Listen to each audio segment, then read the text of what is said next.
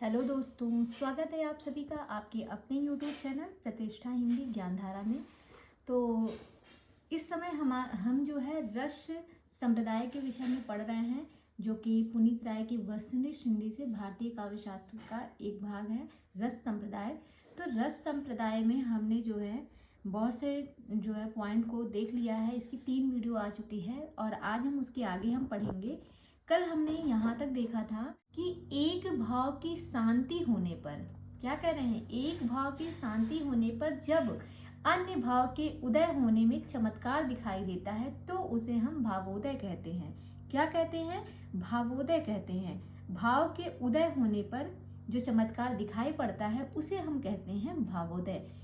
कब? जब पहला भाव शांत हो जा रहा है और उसके बाद अन्य भाव का उदय हो रहा है और उदय होने पर जो चमत्कार हमें दिखाई दे रहा है उसे हम भावोदय कहते हैं। तो अब हम यहाँ से शुरू करते हैं। कहते हैं कि एक के बाद अन्य अनेक भावों का जब एक साथ उदय होता है तब उसे क्या कहते हैं? देखिए, कह रहे हैं कि एक के बाद अन्य अनेक भावों का जब एक साथ उदय हो। पहले क्या पढ़ा था कि अन्य भावों का उदय होता है जब एक शांत हो जाता है, उसके बाद अन्य भावों का उदय होता है तो उसे हम भावोदय कहते हैं। लेकिन यहाँ पर क्या कह रहे हैं? यहाँ पर ये है कि एक के बाद अन्य अनेक भावों का जब एक साथ उदय होता है, मतलब सब एक ही साथ सभी का उदय हो रहा है, तो उसे हम क्या कहते हैं? भाव शबलता कहते हैं। क्या कहते हैं? भाव शबलता कहते हैं। भाई, एक साथ अगर उदय हो रहा है तो सब में बल आ रहा है ना। देखिए, कहा जाता है कि परिवार में अगर आप मिलजुल कर रहिए तो आपकी जो ताकत होती है वो दुगनी हो जाती है, आपके अंदर बल हो जाता है, क्योंकि सब एकजुट हैं। लेकिन अगर आप अलग अलग हैं, वो अपना देख रहे हैं, वो अपना देख रहे हैं, बड़े भैया अपना देख रहे हैं, छोटे भैया अपना देख रहे हैं, चाचा जी अपना देख रहे हैं, पापा अपना देख रहे हैं, तो क्या हो जाता है? बल जो होता है वो टूट जाता है, मतलब बिखर जाता है, उतनी ताकत नहीं रह जाती। तो इस तरीके से आप इनको थोड़ा सा याद भी रख सकते हैं कि जब एक साथ उदय होता है भावों का तब उनमें बल आ जाता है, यानी कि वो हो जाता है भाव शबलता। बल से शबलता को आप कनेक्ट करिएगा। आगे है, जिस विषय के द्वारा भाव मन में जागते और विकसित होते हैं कहलाता है, वो कहलाता है विभाव। कहते हैं जिस विषय के द्वारा भाव हमारे मन में जागते हैं और विकसित होते हैं उन्हें हम कहते हैं विभाव। नेक्स्ट है, जिसके हृदय में रति और अस्थाई भाव जागते हैं। जिसके हृदय में मतलब जो सुन रहा है, जिसके हृदय में ये भाव उत्पन्न हो रहे हैं तो उसे हम क्या कहते हैं? वो क्या कहलाता है? वो कहलाता है आश्रय। जैसे हम कोई चीज पढ़ रहे हैं तो वो चीज हमें अनुभव हो रही है ना, हमें फील हो रही है, उसका अनुभव हम कर पा रहे हैं, तो वही कहते हैं जिसके हृदय में रति आदि अस्थाई भाव जागते हैं वो आश्रय कहलाता है। नेक्स्ट में है, जिन कार्यों से भाव का अनुभव होता है वो क्या कहलाता है? वो होता है अनुभव।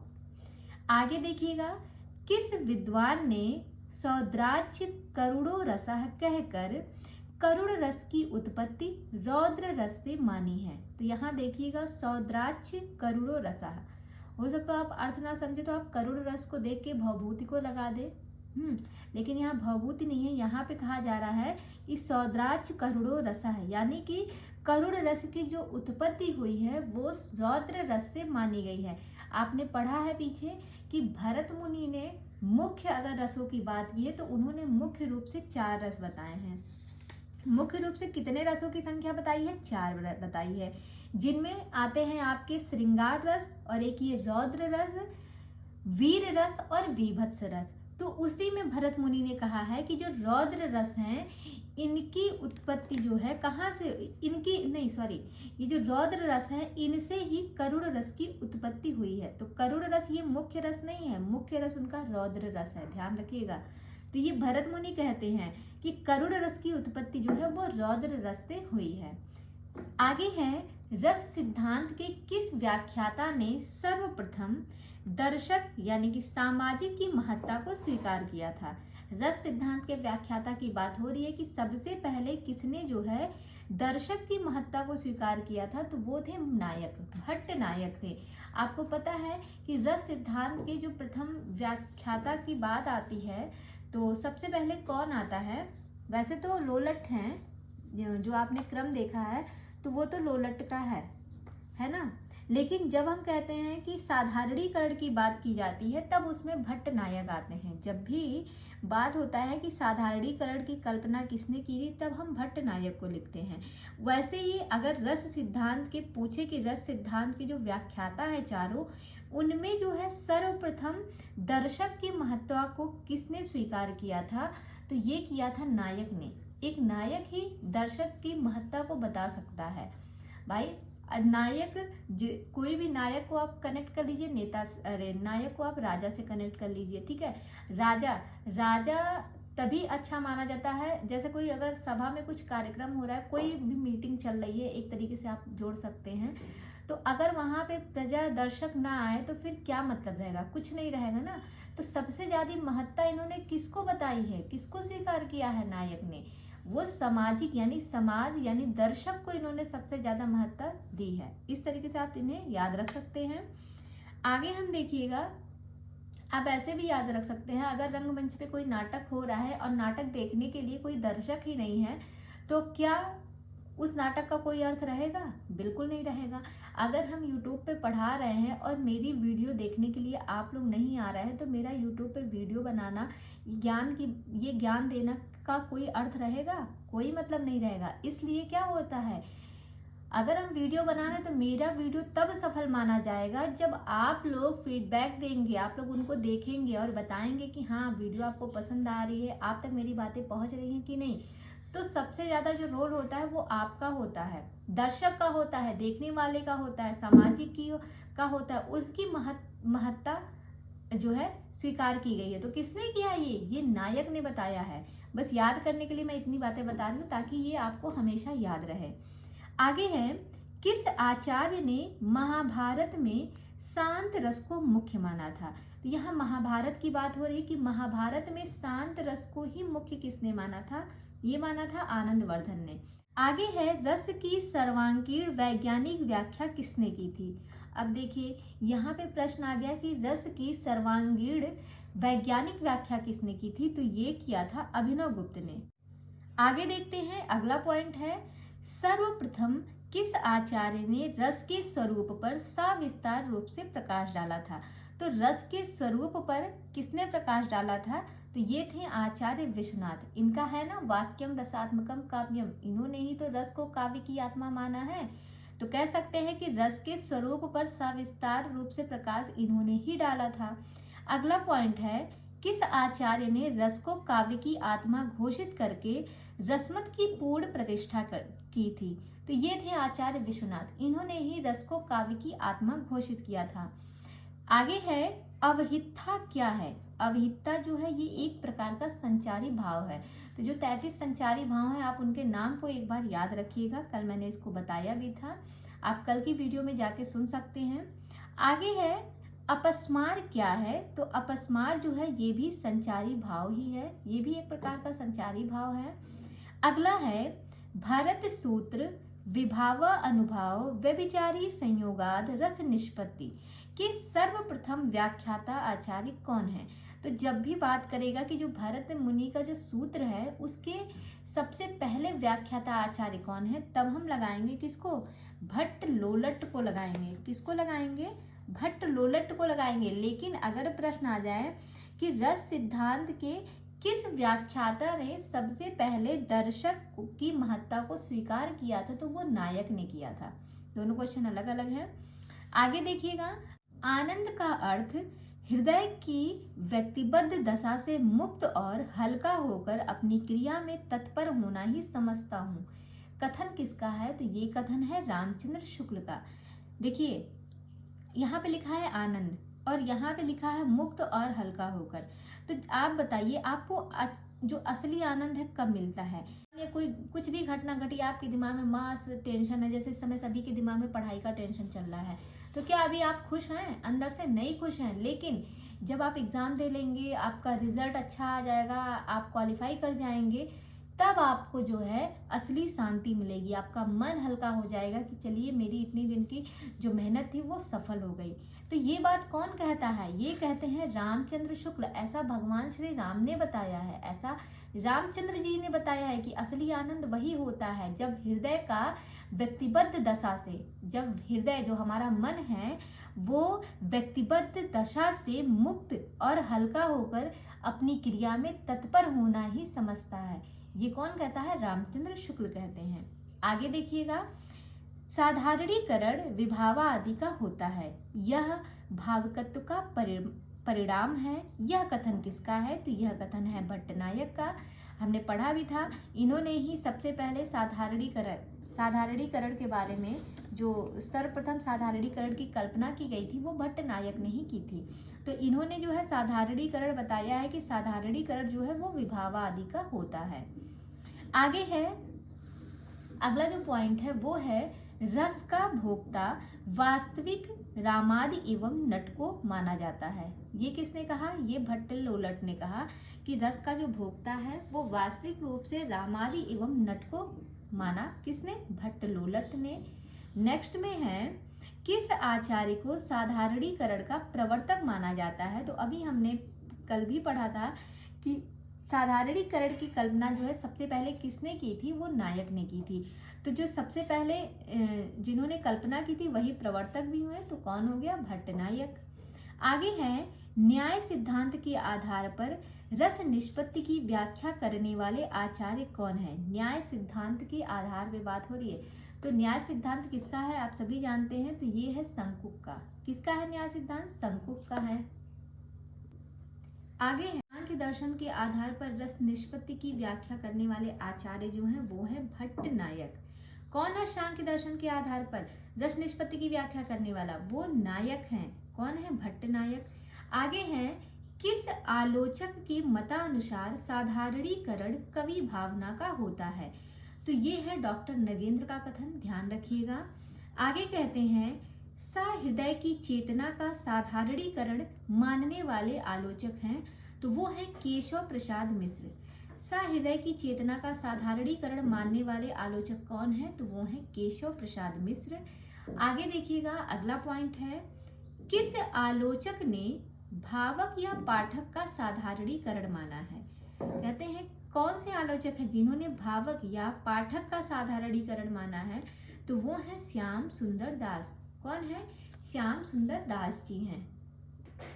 आगे हम देखेंगे, तो अगला पॉइंट है, रस निष्पत्ति में ब्रह्म सहोदर की व्याख्या किसने की थी? ये क्वेश्चन बहुत ही महत्वपूर्ण है। प्रश्न पूछा जाता है कि रस निष्पत्ति में ब्रह्म सहोदर की व्याख्या किसने की? तो ये किया भट्टनायक ने। जो नायक है वही ब्रह्म सहोदर की व्याख्या कर सकता है बहुत अच्छे से। नायक ही है जो ब्रह्म सहोदर की व्याख्या अच्छे से कर सकता है। तो ये आप ऐसे ही याद रखिएगा। तो ये इसकी व्याख्या किसने की थी? एक नायक ने की थी, यानी कि भट्टनायक।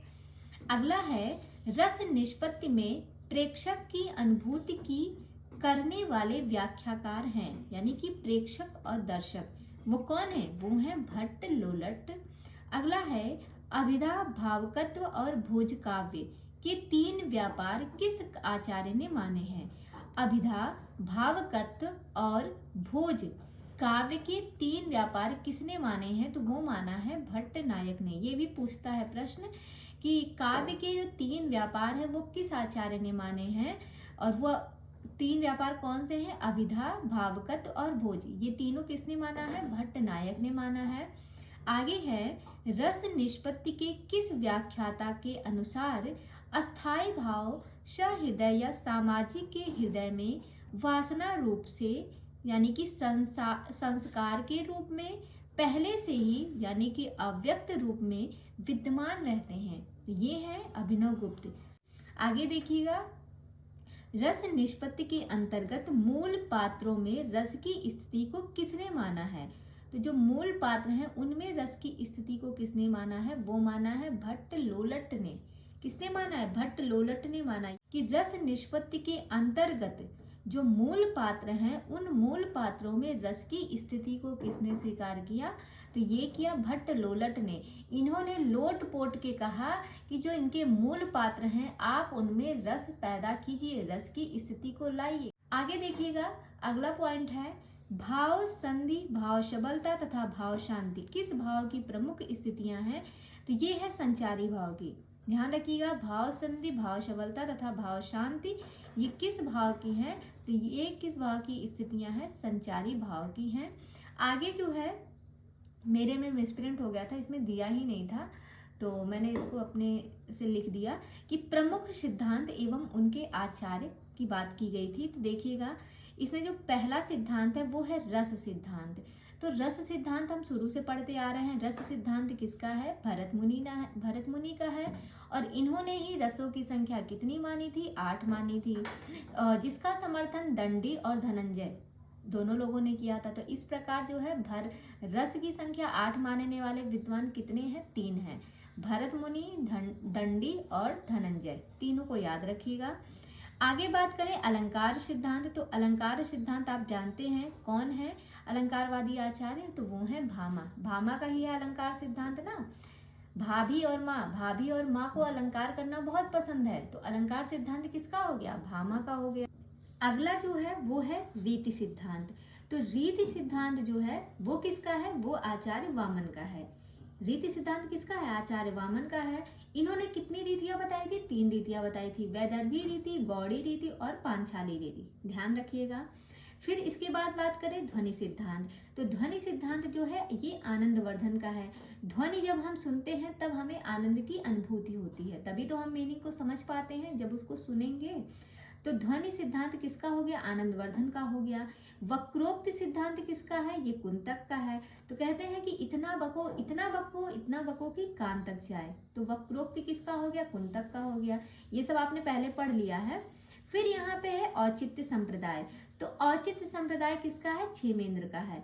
तो कहते हैं कि भाई औचित्य आपका उसी में है कि आप इन्हें क्षमा कर दीजिए, बात बढ़ाने का कोई मतलब नहीं है। औचित्य अब इसी में है कि आप जो है क्षमा कर दीजिए, माफ कर दीजिए, तो क्षमा से हो जाएगा क्षेमेंद्र। तो ये हो गए आपके सिद्धांत, जो प्रमुख सिद्धांत है और उनके जो है प्रवर्तक। अब हम देखेंगे संस्कृत के प्रख्यात काव्यशास्त्रीय जो हैं काव्यशास्त्री संस्कृत के प्रख्यात, उनका काल देखेंगे, काल क्रमानुसार उनका वर्णन देखेंगे। तो चलिए इनको भी पढ़ लेते हैं। सबसे पहले कौन आते हैं? तो सबसे पहले आते हैं आचार्य भरत। इनका जो समय है 2री सदी ईसा पूर्व से 2री सदी ईस्वी के बीच, अनुमानतः ऐसा अनुमान लगाया गया है। तो भरत मुनि का जो समय है वो है 2री सदी। आगे है भामा का समय है 6वीं सदी का मध्यकाल। आचार्य दंडी का समय है 7वीं सदी का उत्तरार्ध। आगे है आचार्य वामन का समय है 8वीं से 9वीं सदी के बीच। उद्भट है 9वीं सदी का पूर्वार्ध। उद्भट का समय क्या है? 9वीं सदी का पूर्वार्ध। रुयक का समय है 9वीं सदी का आरंभ। फिर आते हैं शंकुक। तो शंकुक का समय है 9वीं सदी का आरंभ। इसके बाद है आनंदवर्धन। तो आनंदवर्धन का जो समय है वो है 9वीं सदी का मध्य भाग। आगे है रुद्र भट्ट। तो रुद्र भट्ट का जो समय है वो है 10वीं सदी। रुद्र भट्ट का समय 10वीं सदी है। फिर आते हैं राजशेखर का समय है 880 से 920 के बीच का समय। आगे बात करें तो अगले हैं मुकुल भट्ट का समय है 9वीं से 10वीं सदी। धनंजय का जो समय है वो है 10वीं सदी, ये धनंजय का समय है। आगे बात करें तो अगले जो लेखक हैं वो है भट्टनायक का जो समय है वो है 10वीं सदी का मध्यकाल। कहीं कहीं इनका समय 11वीं सदी भी दिया रहता है भट्टनायक का, तो आप ऑप्शन के हिसाब से लगाइएगा। अगर 10वीं सदी का मध्यकाल दिया है तो यही लगाइएगा, और अगर नहीं दिया रहेगा तो आप 11वीं लगा सकते हैं। तो भट्टनायक का जो समय है 10वीं और 11वीं दोनों मिलता है। आगे है लोलट का जो समय है वो है उद्भट और अभिनव गुप्त के बीच। इन्होंने क्या बताया कि उद्भट और अभिनव गुप्त के बीच जो है ये लोलट का समय इन्होंने बता दिया। आगे है अभिनव गुप्त। तो अभिनव गुप्त का जो समय है वो है 10वीं से 11वीं सदी। 10वीं से 11वीं सदी जो है ये है अभिनव गुप्त का समय। तो कह सकते हैं कि जो लोलट का समय यहाँ पे बताया है वो कंफर्म नहीं बताया है, उद्भट और अभिनवगुप्त के बीच कर दिया है, लेकिन कहीं कहीं पर लोलट का जो समय मिलता है वो मिलता है 9वीं सदी। ध्यान रखिएगा, जब मैंने रस सूत्र के चारों व्याख्याता को बताया था, व्याख्याता आचार्य को, तब मैंने समय भी बताया था कि लोलट और शंकुक इन दोनों का समय 9वीं सदी है। उसके बाद आते हैं नायक, फिर आते हैं अभिनवगुप्त। तो इन दोनों लोगों का समय जो है वो 11वीं सदी है, लेकिन कहीं कहीं पर 10वीं भी मिलता है। देखिए समय में थोड़ा सा कंफ्यूजन है, इसलिए चीजों को थोड़ा सा आप दोनों चीजों को याद रखते हुए चलिएगा। आगे है अभिनवगुप्त। अब देखिए इनका समय 10वीं से 11वीं सदी माना गया है, तो कहीं कहीं 11 भी मिलता है, कहीं कहीं 10 भी मिलता है। आगे है कुंतक। कुंतक का समय है 10वीं से 11वीं, इनका भी समय। फिर आते हैं भोजराज। भोजराज का है 11वीं सदी का पूर्वार्ध। फिर है सागर नंदी। सागर नंदी का समय है 11वीं सदी का आरंभ। महिम भट्ट। महिम भट्ट जो है ये भी 11वीं सदी का मध्यकाल है समय। अगले है क्षेमेंद्र। क्षेमेंद्र का है 11वीं सदी का उत्तरार्ध। फिर आगे बात करें तो अगले आचार्य है मम्मट। मम्मट को जरूर ध्यान रखिएगा, इनका समय है 11वीं सदी का उत्तरार्ध। अब इसके आगे हम बात करें तो अगले जो लेखक हैं वो हैं अग्नि पुराणकार के काव्यशास्त्रीय भाग का कर्ता। इनका समय क्या बताया गया है? 12वीं सदी के निकट बताया गया है। किसका? अग्नि पुराणकार का। फिर है हेमचंद्र। हेमचंद्र का समय है 12वीं सदी। रामचंद्र गुणचंद, इनका एक ग्रंथ है नाट्य दर्पण, हमने पढ़ा है पीछे। तो इनका समय क्या है? इनका समय है 12वीं सदी का पूर्वार्ध। आगे है वाग्भट प्रथम। देखिए एक वाग्भट प्रथम मिलते हैं, एक वाग्भट द्वितीय मिलते हैं। तो अभी हम पढ़ रहे हैं वाग्भट प्रथम को। इनका जो समय है वो है 12वीं सदी का उत्तरार्ध। और वाग्भट द्वितीय जो है अभी आगे मिलेंगे, उनका शायद है 14वीं सदी। अभी देखते हैं क्या है उनका समय। तो वाग्भट प्रथम का है 12वीं सदी का उत्तरार्ध। आगे बात करें तो अगले आते हैं रुय्यक। रुय्यक का समय जो है वो है 12वीं सदी का मध्यकाल। देखिए रुय्यक का समय एक यहाँ पे दिया है 12वीं सदी का मध्यकाल, और अभी हमने ऊपर पढ़ा है रुय्यक का समय, तो वहां दिया है 9वीं सदी का आरंभ। अब देखिए इसी पेज पे आपको दो चीजें मिल रही हैं, तो क्लियर कौन सा है? मुझे लगता है 12वीं सदी का मध्यकाल ये इनका सही समय है, क्योंकि एक दो जगह पे और इनका समय 12वीं सदी ही मिला है। बाकी आप नेट पे भी सर्च करके एक बार देख लीजिएगा गूगल पे। आगे देखते हैं तो अगले हैं अमरचंद। अमरचंद का जो समय है वो है 13वीं सदी का मध्य भाग। फिर आते हैं जयदेव। जयदेव का समय है 13वीं सदी का मध्य भाग। इसके बाद बात करें तो अगले हैं शारदा तनय। तो शारदा तनय जो है इनका जो समय है वो है 13वीं सदी का मध्य भाग। फिर आते हैं सिंह भूपाल। सिंह भूपाल का समय है 13वीं सदी का मध्य भाग, 13वीं सदी का मध्यकाल। फिर आते हैं विद्याधर। इनका समय है 13वीं से 14वीं सदी। विद्यानाथ, इनका भी समय 13वीं से 14वीं सदी। फिर अगले हैं भानुदत्त। भानुदत्त का भी समय 13वीं से 14वीं समय, 13वीं से 14वीं सदी। तो तीनों लोगों का जो है समय 13वीं से 14वीं सदी बताया गया है। अब देखिए अब आते हैं वाग्भट द्वितीय। तो अभी हमने पढ़ा था वाग्भट प्रथम जो थे वो थे 12वीं सदी के, और वाग्भट द्वितीय जो है वो दूसरी बार, मतलब वाग्भट द्वितीय है तो ये दो साल बाद आते हैं, तो ये आते हैं 14वीं सदी के आसपास। ठीक है। फिर आते हैं विश्वनाथ। विश्वनाथ जो है इनका समय है 14वीं सदी।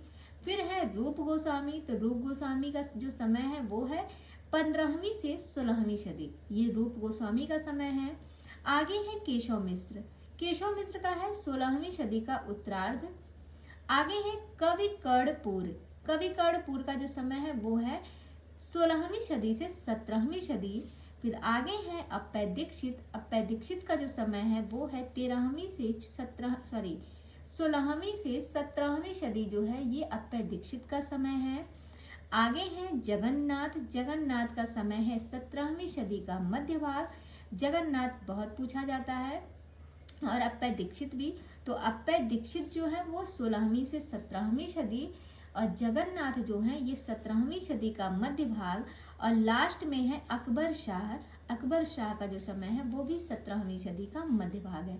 तो यहाँ पर हमने जो है इनके जो काव्य शास्त्री लोग थे उनका हमने जो है समय देख लिया है।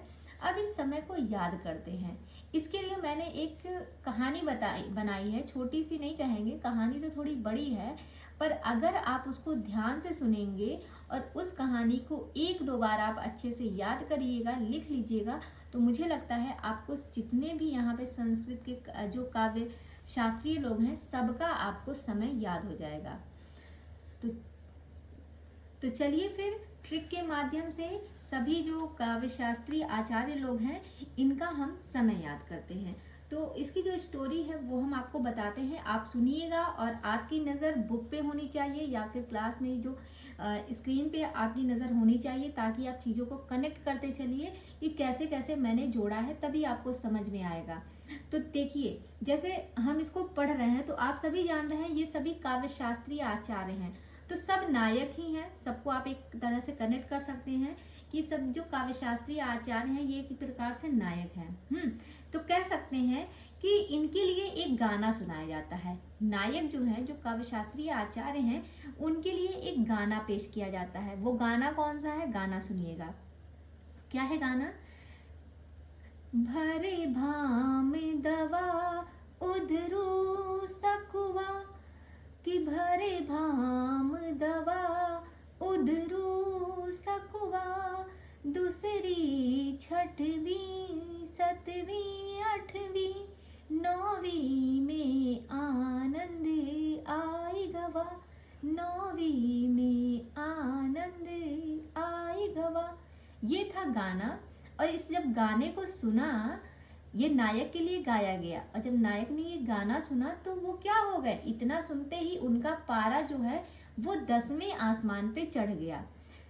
ठीक है, आपने गाना सुना, अब गाने का मतलब समझिए कि मैंने गाना क्यों गाया। तो मैंने गाना जो गाया है वो गाया है कि भर भाम दवा। तो भर से हो जाएगा भरत मुनि, भाम से हो जाएगा भामा, भर भाम दवा, दा से हो जाएगा दंडी और वा से हो जाएगा वामन। तो भर भाम दवा, फिर है उदरू, तो उद से हो जाएगा उद्भट, रू से हो जाएगा रुयक, और उदरू के बाद मैंने बोला था शकुआ, तो शक से हो जाएगा शंकुक, और फिर उसके बाद है शकुआ। वा को मैंने सेंटेंस पूरा करने के लिए जोड़ा है। हाँ, मैंने बोला था कि भर भाम दवा उदरू शकुआ, तो भर से हो गए भरत मुनि, और उसके बाद मैंने गाया था कि दूसरी छठवीं सतवीं आठवीं नौवीं में आनंद आई गवा। तो भर का समय कितना हो गया, भामा का जो भरत मुनि का जो समय है वो हो गया दूसरी सदी। उसके बाद बात करते हैं भामा, तो भामा का जो समय है वो हो गया 6वीं सदी। ठीक है, भामा का समय क्या हो गया, इनका समय हो गया 6वीं सदी। फिर आते हैं दंडी, दंडी का समय हो गया 7वीं सदी। लाइन से क्रम चल रहा है, आप ध्यान दीजिएगा। दूसरी छठवीं सतवीं आठवीं, तो दूसरी में भरत मुनि, 6वीं में भामा, 7वीं में दंडी और 8वीं में वामन। फिर 9वीं में आते हैं उद्भट, 9वीं में आते हैं रुयक, और 9वीं में आते हैं शंकुक। तीनों लोगों का समय जो है वो 9वीं सदी है। फिर मैंने लास्ट में गाया था कि 9वीं में आनंद आई गवा, तो आनंद वर्धन भी तो 9वीं के ही हैं। तो इस प्रकार से 9वीं में कितने लोग आए, 8 तक तो आपको याद हो गया, 8 तक मैंने क्रम से बता दिया। उसके बाद जो है उद्भट, रुयक और शंकुक, इनका अंक कितना हुआ, इनका अंक हुआ 9वां। और फिर आगे है आनंद वर्धन, 9वीं में आनंद आई गवा, तो 9वीं में जब आनंद आ गया तो 9वां जो है आनंद वर्धन का जो समय है वो हो गया 9वां। तो यहाँ तक आपको क्लियर हो गया। अब जब ये गाना सुने तो क्या हुआ, नायक का जो पारा था वो 10वें आसमान पे पहुंच गया। कहते नहीं है कि भैया इनका पारा तो अब 10वें आसमान पे पहुंचा है।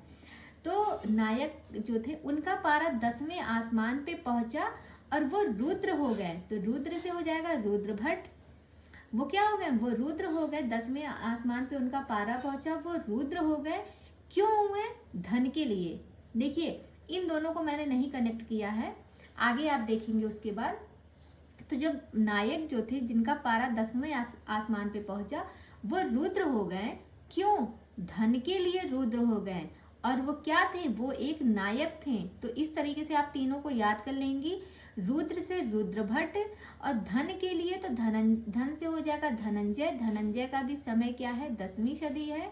फिर है नायक, नायक यानी कि भट्ट नायक, तो इनका भी समय 10वीं सदी है। तो याद हो गया, जब पारा उनका 10वें आसमान पे पहुंचा यानी कि वो रुद्र हो गए। और किस लिए रुद्र हुए थे नायक, तो धन के लिए नायक रुद्र हो गए। इतना क्लियर हो गया। उसके बाद आते हैं, फिर जो नायक जब रुद्र हो जाते हैं धन के लिए, तब उनसे कहा जाता है, तब लोग कहते हैं कि अभी आप 10-11 मिनट के लिए अपने कानों को बंद कीजिए। अभी से हो जाएगा अभिनव गुप्त। अभी आप 10-11 मिनट, 10-11 से 10वीं 11वीं सदी, 10-11 मिनट के लिए अपने कान, कान से हो जाएगा कुंतक, तो अपने कानों को बंद कीजिए। तो कुंतक का भी समय 10वीं 11वीं सदी है। तो क्या कहते हैं, नायक को मना करते हैं कि अभी आप अपने कानों को 10-11 मिनट के लिए बंद कीजिए। उसके बाद उन्हें भोज पर ले जाते हैं भोजन कराने के लिए, और कहते हैं कि कम से कम आप एक एक करके कुछ तो खा लीजिए। नायक को फिर रिक्वेस्ट की जाती है, कराया जाता है कि भोज पर उनको लेके जाते हैं और भोज पे उनके सामने खाना रखा होता है, तो कहते हैं एक एक करके कुछ तो खा लीजिए। फिर वो खाते नहीं है। फिर उनसे कहा जाता है कि आप तो सागर के समान महिमान्वित व्यक्ति हैं। हे नायक, आप तो सागर के समान महिमान्वित व्यक्ति हैं, तो आप क्षमा कर दीजिए ना, आप क्षमा कर दीजिए ना। माँ भी तो हमें यही सिखाती है कि हमें लोगों को क्षमा कर देना चाहिए। तो कैसे हुआ कि नायक को जब भोज पर लेके गए तो कहते हैं कि एक एक करके कुछ तो खाइए। फिर नहीं खाते हैं तो उनको थोड़ा सा उनकी तारीफ की जाती है, उनको समझाया जाता है कि आप तो सागर की तरह महिमान्वित व्यक्ति हैं। सागर से सागर नंदी, महिमान्वित से महिम भट्ट, आप तो महिमान्वित व्यक्ति हैं, क्षमा कर दीजिए। क्षमा से हो जाएगा क्षेमेंद्र। और माँ भी हमें यही सिखाती हैं कि लोगों को क्षमा करना चाहिए, तो माँ से हो जाएगा मम्मट। तो इन सभी का समय जो है 11वीं सदी है। तो एक एक करके आप भोजन कीजिए। मैंने जो ट्रिक बनाई थी, तो एक एक के बाद जितने नाम लिए गए उन सभी का समय 11वीं सदी है। तो जब इतना ज्ञान दिया जाता है तो वो क्या बोलते हैं ना, कहते हैं जब इतना वो लोग उनको जो है समझाते हैं, तो वो क्या कहते हैं, वो कहते हैं अग्निपुराण, अग्निपुराण की तुम सब जो है अपना अपना अग्निपुराण बार बार मुझे मत सुनाया करो। बार बार से यानी कि 12, कब क्या हो गया, बार बार से आप 12 को कनेक्ट कीजिएगा, तो अग्निपुराण का जो समय है वो 12 हो जाता है। फिर वो क्या करते हैं, अपने मन में प्रार्थना करते हैं, क्या अपने मन में सोचते हैं कि हे राम, क्या सोचते हैं कि हे राम, आपके गुण व वचन ही मेरे, आपके गुण व वचन ही सबसे पहले मेरे रुपए थे, क्योंकि धन के लिए ही तो रुद्र हुए थे। तो फिर वो क्या सोचते हैं, वो सोचते हैं कि हे राम, आपके जो गुण और वचन थे, आपके गुण, वा से हो जाएगा वाग्भट, राम से हो जाएगा रामचंद्र, गुण से हो जाएगा गुणचंद्र, हे से हो जाएगा हेमचंद्र। तो कहते हैं हे राम, आपके गुण व वचन, आपके गुण व वचन ही सबसे पहले यानी कि वाग्भट प्रथम, सबसे पहले मेरे रुपए हैं। मेरे रुपए जो है सबसे पहले, वो पैसे नहीं है मेरे, वो सबसे पहले आपके जो गुण और आपके जो वचन है वही मेरे लिए सबसे पहले रुपए के काम आते हैं। तो इतना रुपए तक हम जोड़े क्योंकि इनका समय 12वीं सदी है यहाँ तक का। फिर उसके बाद वो क्या करते हैं, उसके बाद आता है उनके मन में कि अमर होने के बाद वो कहते हैं, भगवान उनसे कहते हैं कि अमर होने के बाद तेरी जय जयकार होगी। कहते हैं अमर होने के बाद तेरी से हो जाएगा 13वीं सदी का मध्यकाल, ये अमरचंद का समय है। तो कहते हैं अमर होने के बाद तेरी जय जयकार होगी। जय जयकार से आप याद रखिएगा जयदेव का है, तो जय जयकार होगी। तो जय जयकार भी किसकी, जयदेव, जय जय से जयदेव को कनेक्ट कीजिएगा। और 13वीं सदी चल रही है। कहते हैं कि अमर होने के बाद तेरी जय जयकार होगी। कहाँ पे होगी, शारदा की भूमि पर होगी। तो शारदा की भी का समय जो है 13वीं है, और सिंह भोपाल का भी समय 13वीं है। तो भूमि से भोपाल को कनेक्ट कीजिएगा। फिर आगे कहते हैं, फिर उनसे कहते हैं कि 13-14 है ना, 13-14 साल से जो विद्या को धर रखा है उसे भानु को दे दो। उसे किसे दे दो? उसे भानु को दे दो। तो 13वीं 14वीं सदी में जो है विद्याधर, भानुदत्त और विद्यानाथ तीनों का समय है। तो वही बोलते हैं कि 13-14 साल से जो तूने विद्या को धर रखा है उसे अब भानु को दे दो। उसे किसे दे दो? उसे भानु को दे दो। क्यों? क्योंकि वाग्भट द्वितीय जो है वो 14वीं बार विश्वनाथ के साथ आया हुआ है। वाग्भट द्वितीय क्या कर रहा है? ये 14वीं बार जो है विश्वनाथ के साथ आया हुआ है। जिनके रूप का इंतजार, जिनके रूप से हो जाएगा रूप गोस्वामी, जिनके रूप का इंतजार मुझे 15-16 सालों से था। किसके? विश्वनाथ के। कहते हैं कि वाग्भट द्वितीय जो है वो 14वीं बार विश्वनाथ के साथ आया हुआ है। जिनके रूप का इंतजार मुझे 15-16 साल से था। क्यों? क्योंकि उनके जो केश हैं, क्योंकि उनके केस 16 फुट लंबे थे। 16 फुट जो है केश, जो उनके केस थे, कहते हैं रूप, उनके रूप का इंतजार मुझे 15-16 साल से था। क्यों? क्योंकि उनके जो केस हैं वो 16 फीट जो हैं वो लंबे थे।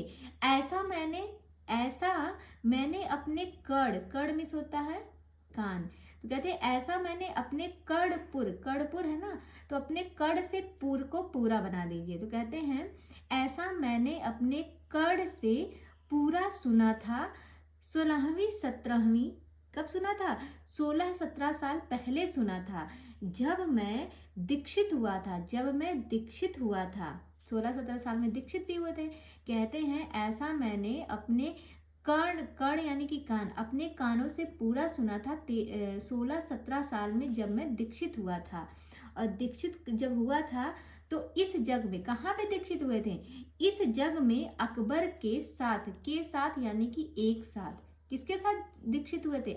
इस जग में अकबर के साथ दीक्षित हुए थे, यानी कि एक और साथ। तो अकबर और जगन्नाथ दोनों का समय जो है वो है 17वीं सदी। दोनों का समय कितना है? 17वीं सदी है। तो ये थी हमारी स्टोरी। कुछ ज़्यादा ही लंबी हो गई है, लेकिन उम्मीद करते हैं आपको ये स्टोरी अच्छे से याद हो गई होगी। देखिए, जो ट्रिक मैंने अभी आपको सुनाई है उसको मैंने लिखा भी है, तो मैं एक बार समझा देती हूँ, क्योंकि ऐसे रफली मैंने किया था, लेकिन चीज़ों को अगर एक बार दिखा दिया जाए तो वो अच्छे से आपको समझ में आएगी। हो सकता हो बताने में थोड़ी स्पीड मेरी ज़्यादा या हो गई हो, या ऊपर नीचे चीज़ें हो गई हो तो ना समझ में आया हो, तो इसे एक बार मैं एक्सप्लेन कर देती हूँ कि कैसे कैसे मैंने इसको लिखा है। तो देखिए, ये था गाना, भर भाम दवा उदरू शकवा, दूसरी 6वीं 7वीं 8वीं 9वीं में आनंद आई गवा।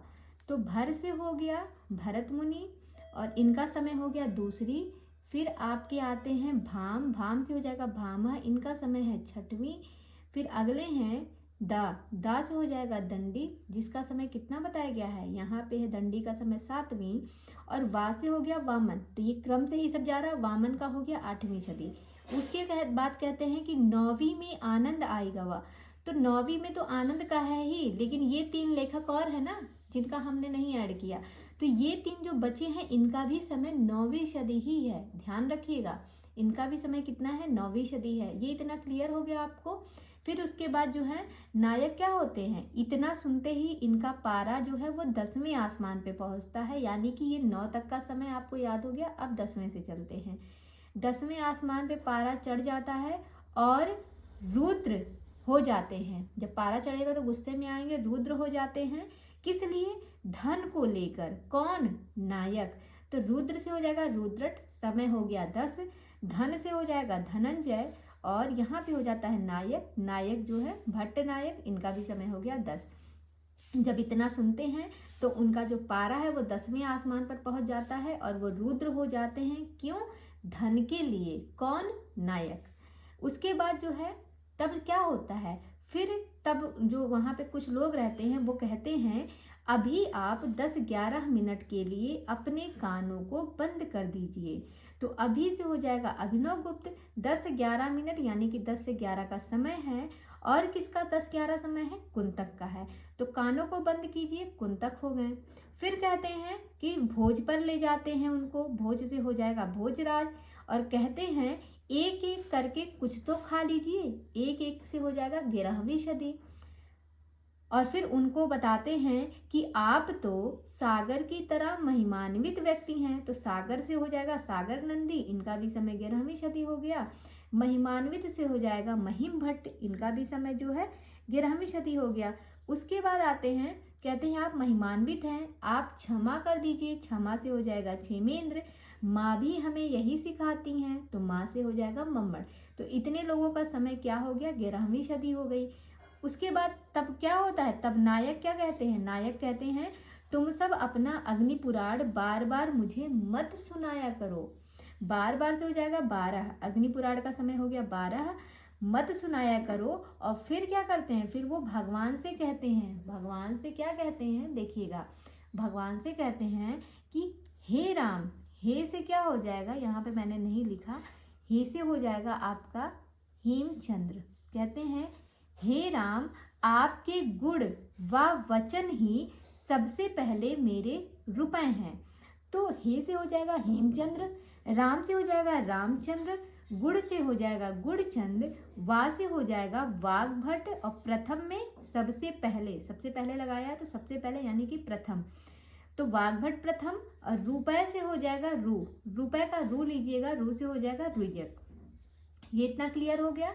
इसके बाद कहते हैं जब वो अपने भगवान से ये बात करते हैं तो भगवान उनको प्रत्युत्तर में क्या कहते हैं कि अमर होने के बाद, जब तू दुनिया से अमर होगा तो तेरे जब अमर होने के बाद तेरी से हो जाएगा तेरा, अमर होने के बाद तेरी जय जयकार होगी शारदा की भूमि पर। जय जयकार, तो जय से हो जाएगा जयदेव, अमर से हो जाएगा अमरचंद, तेरी से हो जाएगा तेरा, यानी कि अब 13 का समय चल रहा है।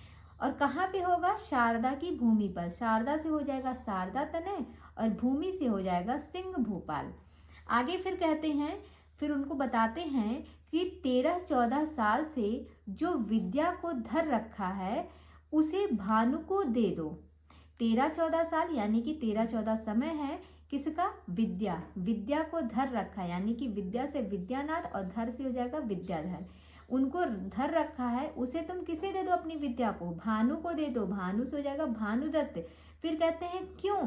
क्योंकि वाग्भट द्वितीय, अब यहाँ पे तो पूरा लिख दिया है मैंने कि वाग्भट द्वितीय 14वीं बार विश्वनाथ के साथ आया।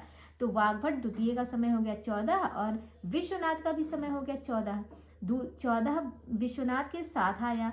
फिर आगे कहते हैं, आगे क्या कहते हैं? कहते हैं कि जिनके रूप का इंतजार, रूप से हो जाएगा रूप गोस्वामी, जिनके रूप का इंतजार मुझे 15-16 साल से था। तो रूप गोस्वामी का समय क्या हो जाएगा? 15-16 साल। क्यों था? क्योंकि उनके केश 16 फुट लंबे थे, ऐसा मैंने सुना था। कहते हैं क्योंकि उनके केश से हो जाएगा केशव मिश्र, और 16 फुट लंबे थे, यानी कि इन केशव मिश्र का समय हो गया 16। फिर कहते हैं ऐसा मैंने अपने कर्ण से पूरा सुना था। कब सुना था? 16-17 साल पहले जब मैं दीक्षित हुआ था। कहते हैं कि उनके केस 16 फुट लंबे थे, ऐसा मैंने अपने कर्ण से पूरा सुना था। तो कर्ण से पूरा यानी कि कर्णपुर हो गए। सुना था, कब सुना था? 16-17 साल पहले सुना था जब मैं दीक्षित हुआ था। दीक्षित से अप्पय दीक्षित। और कहाँ पे दीक्षित हुआ था? इस जग में अकबर के साथ। इस जग में, जग से हो जाएगा जगन्नाथ, अकबर से हो जाएगा अकबर, के साथ हो जाएगा एक साथ। दोनों लोग एक साथ दीक्षित हुए थे। तो ये थी पूरी स्टोरी जो अभी हमने आपको सुनाई है एक कहानी के माध्यम से। अगर आप इसको 2-3 बार पढ़ लेते हैं तो आपको अच्छे से याद हो जाएगी, और अगर आपको पहले से याद है तो फिर कोई बात नहीं, और जिनको नहीं याद है वो याद कर सकते हैं, क्योंकि समय का बहुत दिक्कत होता है, समय याद नहीं होता। 1-2 बार पढ़ते हैं याद तो रहेगा, लेकिन ये जो 10वीं 11वीं 12वीं वाला समय है ये भूल जाता है। तो मैंने सोचा एक कहानी के माध्यम से अगर आप लोगों को समझा सकें तो शायद अच्छा रहे। बाकी अगर आ गया होगा समझ में तो अच्छी बात है। तो ठीक है, फिर कल इसके आगे की क्लास जो है वो कल होगी। तब तक के लिए धन्यवाद आप सभी का।